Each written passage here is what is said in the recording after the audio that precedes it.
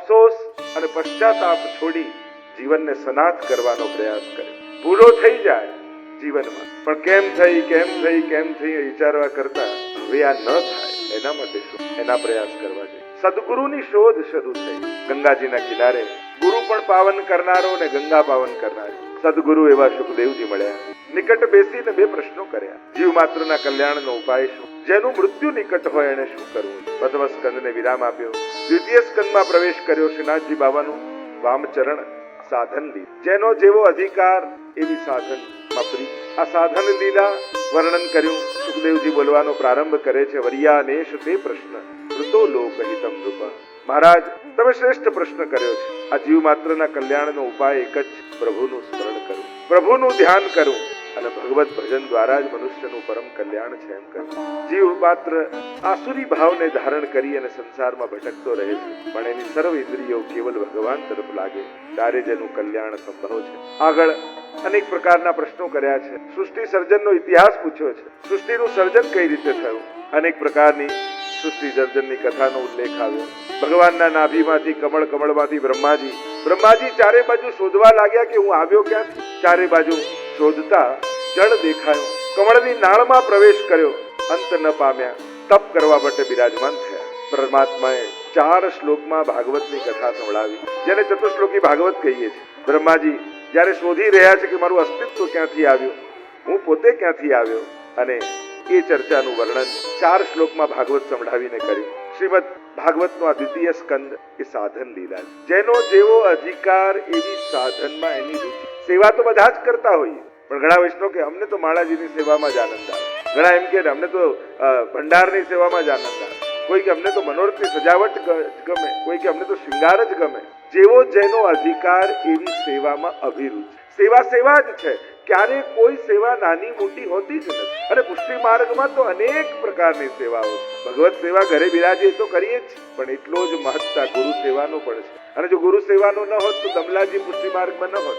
જો હવેલી સેવાની મહત્તા ન હોત તો કૃષ્ણદાસ અધિકારીનું નામ 84 વૈષ્ણવમાં ન હોત. જો બાલાજીની સેવાની અભિરુચિ અને મહત્તા ન હોત તો શ્યામદાસ આદિની વાર્તાના પ્રસંગો ન હોત. વૈષ્ણવની સેવાની જો મહત્તા ના હોત અને પ્રસાદ લેવડાવવાની તો ઈશ્વરદાસ, ઉત્તમ શ્લોકદાસ. અહીંયા અનેક પ્રકારની વિવિધ પ્રકારની સેવાઓની મહત્તા. સેવાની મહત્તા માનજો. કેટલી કરી એનો વિચાર ન કરો. આગળ કરી, ભીતર કરી, પાછળ કરી, પેલો વધારે કરી ગયો, મને મોકો ન મળ્યો. લોકો અલૌકિક કરતા પણ એમાં લૌકિક શોધી લે છે. અરે લાઈન કરાવવાની પણ સેવા મળી હોય ને, ભાવ એ રાખવાનો મને ઠાકોરજી મળશે ને તો આ લાઈનમાં જ મળે. એવી નિષ્ઠાથી જ્યારે સેવા કરીએ છીએ, કારણ કે વૈષ્ણવ હોય એ મોટી સેવા શોધતો નથી, એ સેવાને મોટી માનીને કરે. જે સેવા મળી એને સર્વોપરી માનીને નિષ્ઠાપૂર્વક સેવા કરે. પેલા તો છેક ઠાકોરજીની પાસે પહોંચી ગયા અને ત્યાંની સેવા, અમને તો બહારની સેવા મળી. આ લૌકિકતા સેવાનો દોષ. તો જેની જેવો અધિકાર એવી સાધન મારું. અહીંયા 4 શ્લોકમાં ભગવાને ચતુશ્લોકી ભાગવતનો ઉપદેશ બ્રહ્માજીને આપ્યો. વેદાંતના 4 વિષયો છે: બ્રહ્મ, જીવ, જગત અને માયા. આની ઉપર જ સમગ્ર વેદાંતો છે. બ્રહ્મનું સ્વરૂપ શું છે, આ જીવનું સ્વરૂપ શું છે, માયા શું છે, જગત શું છે, અનેક પ્રકારની ચર્ચાઓ આપણા વેદાંતમાં આવી છે. અને આ 4 શ્લોક એનો જ આ વિસ્તાર 18,000 શ્લોક છે ભાગવતમાં. અહમ ઈવ અગ્રે. જ્યારે કંઈ જ નહોતું ત્યારે હું હતો. બધું જ છે તો હું જ છું. કંઈ નહીં રહે ત્યારે કેવલ હું રહીશ. આ જ બ્રહ્મ છે. ઓમ પૂર્ણમદઃ પૂર્ણમિદં પૂર્ણાત પૂર્ણમુદચ્યતે પૂર્ણસ્ય પૂર્ણમાદાય પૂર્ણમેવાવશિષ્યતે. ઈશોપનિષદનું મંગલાચરણ. મહાપ્રભુજીનો જે શુદ્ધાદ્વૈત બ્રહ્મવાદનો મત છે, અહીંયા જગતને મિથ્યા નથી માન્યું મહાપ્રભુજી. જગતને પણ સત્ય કહ્યું છે. બ્રહ્મ સત્ય, જગત સત્ય. કારણ કે જો બ્રહ્મ સત્ય હોય તો બ્રહ્મ રૂપી સત્ય એવા પરમાત્માથી અસત્ય પ્રગટ જ કેમ થઈ શકે? સત્યમાંથી સત્ય જ પ્રગટ થાય. અહીંયા સ્વરૂપ સમજાવ્યું છે. ભગવાન જ આત્મકૃતે પરિણામ. પોતે જ આ સૃષ્ટિ રૂપે સર્જિત થયા છે, આવિર્ભૂત થયા છે અને પોતે જ પોતાનામાં લય કરી લે છે. એટલે અહીંયા કોઈ વસ્તુનું સર્જન અને નાશ નથી. જગતને મિથ્યા માનવાનો મોટો લોજિક એ છે કે જે નાશવંત હોય એને સત્ય કેમ માની શકાય? અને મહાપ્રભુજી સમજાવે છે અહીંયા સર્જન નથી તો નાશ પણ નથી, અહીંયા બ્રહ્મ જ આવિર્ભૂત થાય છે, પોતે જ રૂપ ધારણ કરે છે અને પોતે જ પોતાનામાં લય કરી લે છે। ઓમ પૂર્ણમદ પૂર્ણમિદમ, પૂર્ણ બ્રહ્મમાંથી પૂર્ણ સૃષ્ટિ જગતનું જ્યારે સર્જન થાય ત્યારે બ્રહ્મમાં કંઈ ઘટી જતું નથી, અને પૂર્ણ જગત જ્યારે પૂર્ણ બ્રહ્મમાં ભળી જાય ત્યારે એમાં કંઈ વધી જતું નથી। બે પ્રકારના પરિણામવાદ કયા, વિકૃત પરિણામવાદ અને અવિકૃત પરિણામવાદ। રબડને આમ લાંબુ ખેંચો તો લાંબુ લાગે, મોટું લાગે, છોડી દો તો જેવું હોય એવું થઈ જાય, આને કહેવાય અવિકૃત પરિણામવાદ, જેમાં વિકૃતિ નથી। અને બીજું છે દૂધમાંથી દહીં કરો પણ દહીંમાંથી પાછું દૂધ ના થાય, આ વિકૃત પરિણામવાદ। તો અહીંયા તો અવિકૃત પરિણામવાદ। અનેક બધી વેદાંતની ચર્ચાઓ છે। અહીંયા બ્રહ્મનું સ્વરૂપ સમજાવ્યું, જીવનું સ્વરૂપ સમજાવ્યું, જગત અને માયા સમજાવી, જે છે એને છુપાવે છે, નથી એને બતાવે છે, એ જ માયા છે। અનેક પ્રકારની સુંદર ચર્ચાઓ છે। બ્રહ્માજીને સૃષ્ટિ સર્જનની આજ્ઞા કરી છે। બ્રહ્માજી વિનંતી કરે છે કે પ્રભુ કોઈ નાનકડું એક ઘર બનાવે તો એને અહંકાર આવી જતો હોય તો મારે તો આખી સૃષ્ટિનું સર્જન કરવાનું છે, આપ મને એવા આશીર્વાદ આપો, આપની લીલામાં ક્યારે મોહ ન થાય, મને અહંકાર ના આવે। ભગવાને વરદાન આપ્યું છે। અનેક પ્રકારની સૃષ્ટિના સર્જનની કથા અહીંયા વર્ણિત કરવામાં આવી। આગળ સુખદેવજીએ ભાગવતના દશવિધ લક્ષણોનું વર્ણન કર્યું। ત્રીજા સ્કંદથી લઈને 12મા સ્કંદ સુધી ભાગવતની મુખ્ય ભગવાનની દશવિધ લીલાઓનું વર્ણન આવ્યું। અત્ર સર્ગો વિસર્ગશ્ચ સ્થાનમ પોષણમૂતય મનવંતરેશાનુ કથા નિરોધો મુક્તિરાસ્ત। સર્ગ લીલાથી તૃતીય સ્કંદમાં શરૂ થશે અને 12મા સ્કંદમાં આશ્રય લીલામાં વિરામ પામશે। ભગવાનની આ મુખ્ય 10 લીલાઓ, શ્રી કૃષ્ણમ પરમાનંદમ દશ લીલાયુતમ સદા સર્વ ભક્ત સમુદ્ધારે વિસ્ફુરંતમ પરમ નુમ।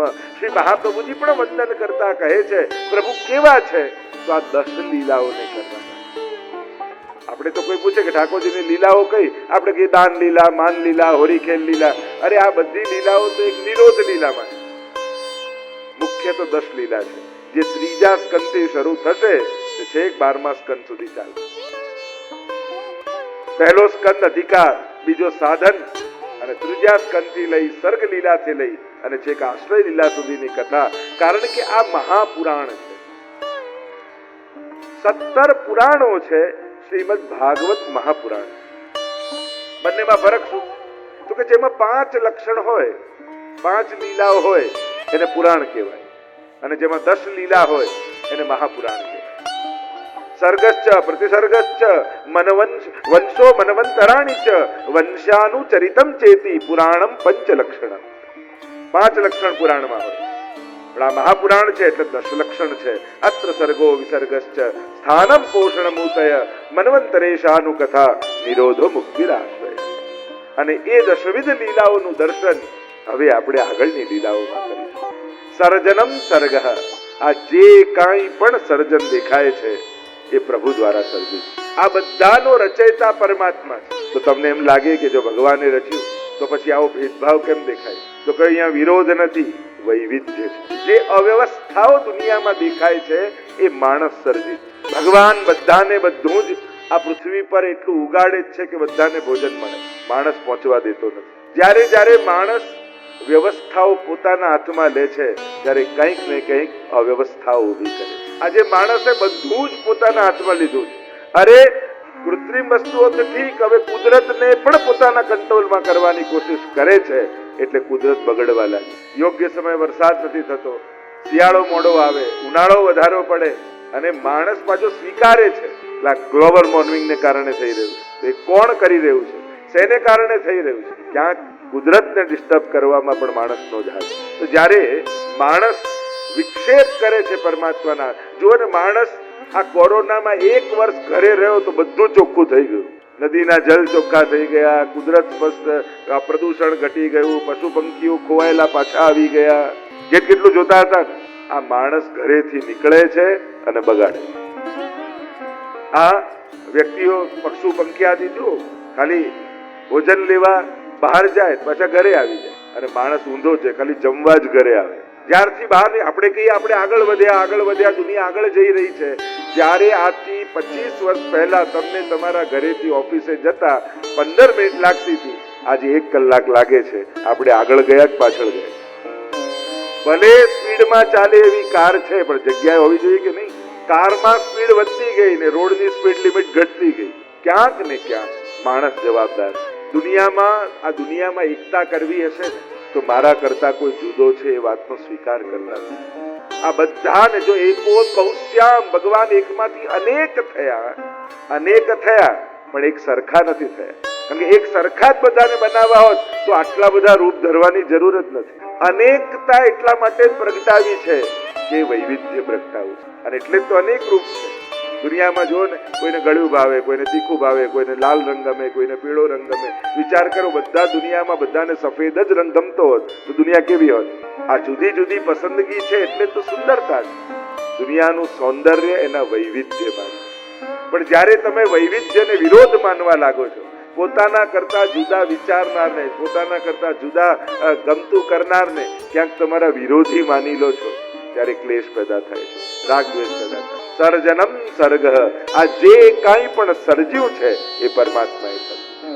2 પ્રકારના સર્ગની વાત મહાપ્રભુજીએ સમજાવી, દૈવી સર્ગ અને આસુરી સર્ગ. બંધ સૃષ્ટિ અને મુક્ત સૃષ્ટિ. દુનિયામાં ક્યારે બધા જ બગડી જવાના નથી અને દુનિયામાં ક્યારે બધા જ સુધરી જવાના નથી. દૈવી અને આસુરી 2 પ્રકારના લોકો દુનિયામાં રહેવાના જ છે. ભગવાન દ્વારા જ સર્જિત છે. પ્રવેશ કરીએ તૃતીય સ્કંદની કથામાં 33 અધ્યાયમાં સર્ગ લીલાનું વર્ણન કરવામાં આવ્યું. મહાભારતનું યુદ્ધ થવાનું છે, કૌરવ અને પાંડવો લડવાના છે. વિદુરજીને એમ થયું કે લાવ હું જઈને સમજાવું. યુદ્ધ ટળી જાય તો આટલી હત્યાઓ બચી જાય, ભાઈઓ લડતા બચે. ભગવદીઓ, સંતો, મહાપુરુષોને પ્રયાસ કરતા હોય છે કે સમાજમાં ક્લેશ ન થાય. કારણ કે અત્યારના સમયનો પ્રશ્ન આખા દુનિયાની એકતા નથી, એ કોઈ બહુ મોટો પ્રશ્ન નથી. સૌથી મોટો પ્રશ્ન આપણા માટે છે, ઘરના 5 લોકોને ભેગા રાખવા. કારણ કે દુનિયામાં આ બધું થાય પણ દુનિયા બની શેનાથી છે? પરિવારથી જ શરૂ થશે. પરિવારમાં શાંતિ હશે, એકતા હશે તો કુટુંબમાં આવશે, કુટુંબથી સોસાયટીમાં આવશે, સમાજમાં આવશે અને સમાજોથી તો દુનિયા બને છે. અને એટલે જ શરૂઆત વિશ્વ શાંતિની આત્મ શાંતિથી કરવી પડે. એટલે અત્યારે ચેલેન્જ એ 5 લોકોને ભેગા રાખવાની. કારણ કે આ દુનિયાની તકલીફ એ છે, જેટલા મોટા મહાત્મા, મહાપુરુષો, નેતાઓ થયા, આખી દુનિયાને જેણે મોટા સંગઠનો ઉભા કર્યા, કણ-કણમાં ઈશ્વર છે એવી વિચારધારા કહેનારા મહાત્માઓ થયા, એ લોકો પણ ઘરના 5ને ભેગા રાખી શક્યા નથી. જેણે બધે કણ-કણમાં ઈશ્વર જોવાની વાત કરી, એને ઘરના 4માં તો નથી જ દેખાય. સૌથી મોટો પ્રશ્ન સ્વજનોને સાથે રાખવાનો આજે. જો તમારા સ્વજનો ભેગા છે તો આજના સમયમાં તમારા કરતા મોટો સુખી બીજો કોઈ નથી. અત્યારે સૌથી મોટી ચેલેન્જ એ, અને એનાથી બધા જૂજી રહ્યા છે. વિદુરજીને એમ થયું શું કરું કે ભાઈઓ ન લડે, અને થયું કે લાવ દુર્યોધનને સમજાવું.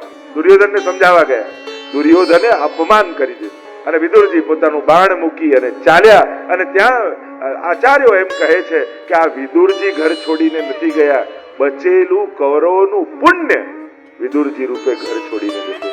ઘણીવાર કોઈ એક વ્યક્તિ ઘરમાં હોય ને એને કારણે બધું સુખ, શાંતિ, વૈભવ હોય, અને એ વ્યક્તિ જ્યારે ઘર છોડીને જાય છે ને ત્યારે જાણે ઘરનું સુખ લઈ જતો. એના ભજનથી, એના પુણ્યથી ઘણીવાર કોઈ એક વ્યક્તિનું પુણ્ય ઘરમાં કામ કરતું હોય છે, એને કારણે સુખ અને સમૃદ્ધિ ઘરમાં હોય. ઘણીવાર બધાના પ્રયાસો ભલે દેખાતા હોય પણ પુણ્ય કોઈ એકનું કામ કરતું. અહીંયા વિદુરજીનું અપમાન છે. એટલે જ આપણે ત્યાં કહેવાય કે ઘરમાં ક્યારે પણ કોઈ વૈષ્ણવ આવે એ વૈષ્ણવનું અપમાન ન થવું. કારણ કે વૈષ્ણવો ઠાકોરજીના મોકલેલા દૂત હોય છે. હરિરાયજી તો કહે, વૈષ્ણવ આવે વારને, હસી ના આવે શીશ, ઉનકે મન કી વો જાને, મેરે મન જગદીશ. ઠાકોરજી એના હૃદયમાં બિરાજીને આવ્યા હોય છે. અને વિદુરજી જયારે ઘર છોડીને ગયા, થયું કે હવે મહેલમાં રહેવું નથી, ક્યાંક યમુનાજીના કિનારે કુટિયા બાંધીને રહેવા લાગ્યા.